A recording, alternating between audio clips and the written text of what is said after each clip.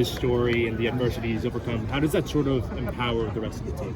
Well, for Joey and Joey and his family, it's just they want to be treated. He wants to be treated the same, and so there's nothing that some linemen can do that Joey can't, and then we hold him to that standard. And so whether he does a great block on a defensive lineman or whether he misses an assignment, it's no different than someone else. So he's young, and he's young. He's going to make some really good plays, and he's going to make some really not so good plays. The depth is noticeably improved. Yeah. What's that feel like to you, just to have more options and bodies and you can do different things? Well, when you go into spring ball and you try to mix up some of the groups of the guys playing next to each other, it's nice that you're not going to have a big hole at one position and when you're trying to go 2 groups, 3 groups. Now you get different experience levels and talent levels, but it's nice to have bodies you can just plug in and know that it's not going to be a complete disaster, because of experience or whatever. So we still got to keep them healthy. Still have to clean up some things, and we got to get different guys working with each other. So you'll see a lot of guys moving around in different combination of guys. Yeah. To get them to hear how this guy sounds and this guy sounds and this quarterback. So there's going to be bumps and bruises when you do that. But eventually they'll all hear each other, know each other, and know how to play with each other. What's it been like seeing the development of Kyle Scott? Because last year was rough sometimes, and he made huge strides. Yes, it's all mental. When you get a kid like Kyle, and he came in a little bit out of shape, and then the mental part of it was a little bit much for him. And just it's a combination of preparation but to see him grow from that to what he's doing now it's he knows what to do and he's confident. But then you got to get him back when something good doesn't happen, and he's responding better. Where as opposed to last year, he didn't respond to the adversity as well.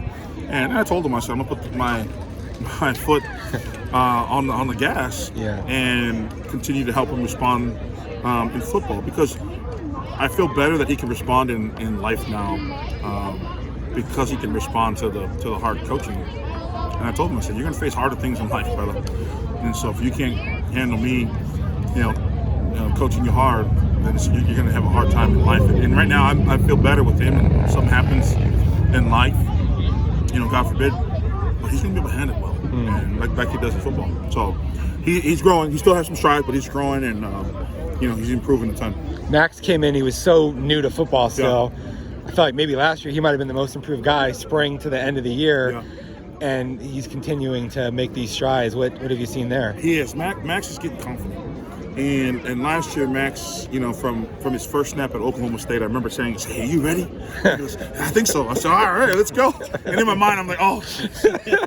But then from that game till the end of the year, you see the improvement of how much he's improved.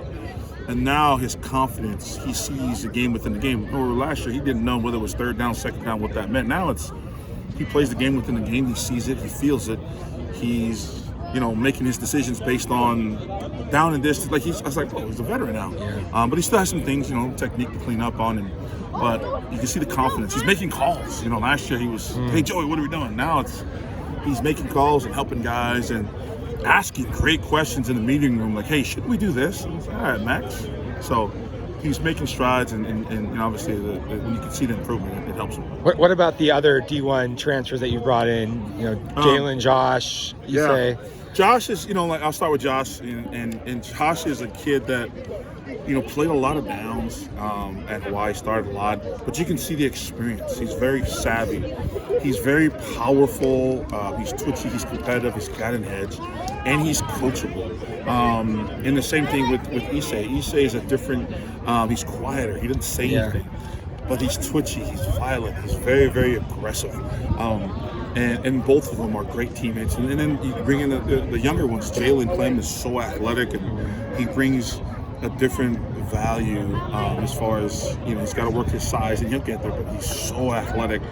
and all three of them have a high football IQ. They go out there and sound like me and take my job, which is good. That's what you want. You want great football players, guys who love football, but guys who have really high football IQ. So, and that's what we target. And then you got the young buck and Joey's a freshman. And sometimes I gotta remember that, like, man, he's a true freshman. He's the same grade as Sean Na'a. Yeah. I remember Sean's a freshman. Yeah. And I'll even add Ben Coleman. Ben Coleman was here, but he didn't do anything. Yeah. And so having Ben back is like having a transfer. And Ben is at times very dominating. And at times he's got to get his wind back. So just getting their legs underneath them, it's nice. And it's nice to see Big 70 out there, Emmett Foley back out there running around. And he's got to get his sea legs back. He's a little, it's a long layoff, and layoff where he came back from a tough injury. So it's good to see them all out there, and just knowing we have a little bit more depth, but knowing we got a long way to go. It seems like the sky's the limit for Sean. Like, he's pretty talented dude. Yeah, Sean is so humble at times, and you wish he'd be a little bit more confident and swaggy, but he's very high football IQ. He's very athletic, and really, Sean, you saw him last year play tackle and start at guard, and he could be a center. He's looks like he's pretty good at that position too, at center. So we just got to make sure that we're preparing him to be successful, but not spreading him too thin. But Sean is so athletic and very high football IQ, and the sky's the limit for that young man. And he's such a great kid. It's just the guys are fun to hang around. Seems like the stress level is a little bit lower this year. Like, just with all the things that you got your head on a swivel about last year that you had to be doing, you just got bigger bodies, more bodies. Yeah. And it's you too. When it's year one, new coaches, new players, you have no idea what who do you have, and now you set a standard and how to do it, and then you have returners that know what the standard is. So it's a little bit easier having them police themselves because they know what to do. I know no one ever decides, hey, I'm going to give it a sack. They know it. They know the standard, but they also know what the consequences are if they do things that you false start, things like that. And so that's what I love about it. They know what the standard is. I have guys who can police themselves, and again, good teams are coach led, and great teams are player led, and we're trying to build that. With the work, obviously with the running backs, a pretty explosive room, but from a blocking standpoint, I know Coach Iguano's talked obviously throughout his time here, but with you, like, just getting on the same page with the running backs, how do you feel that through this far in spring ball that the backs and the linemen are gelling, obviously, especially with pass ball?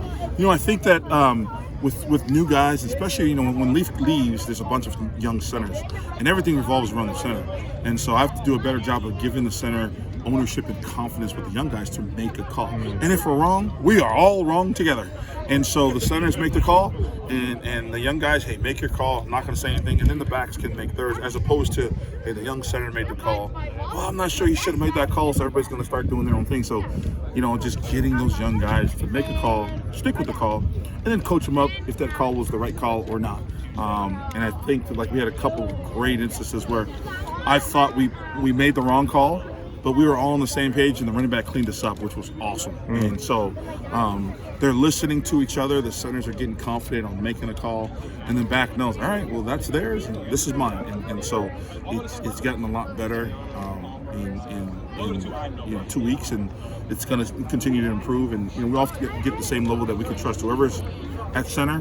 We trust his call, and everybody will fall in. And whether he's right or wrong, it's my job to make sure those decisions are correct. And you're saying that coaches on the field, when you guys are in the film room, obviously, as coaches, y'all have your different things, but are you having them see things? Are they seeing things a lot smoother than they were last year? The guys that are back and just calling things out when you're in the film room. Yeah, but I thought last year there wasn't a lot of missed assignments in the protection. And so the trust level is there in the system, and then now it's like the older guys kind of know what the line should do, and put us on the same page.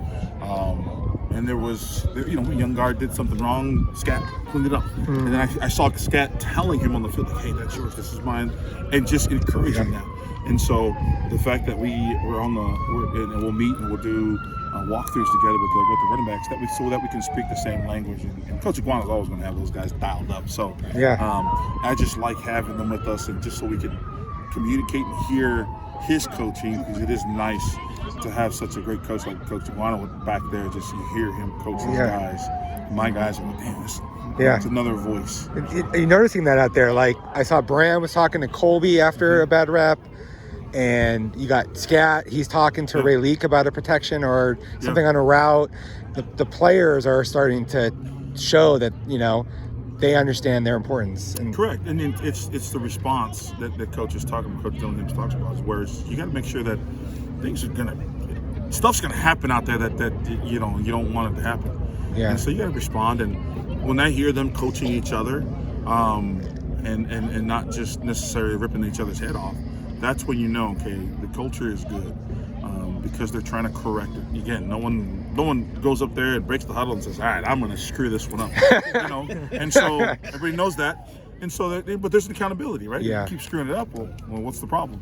But you always have guys that are correcting and communicating and just hearing each other's voice. Like, I know what Scat sounds like. They all know what Scat sounds like. They all know what brand. Like, just that's the communication. Like, hey, who are you going to? This, and that.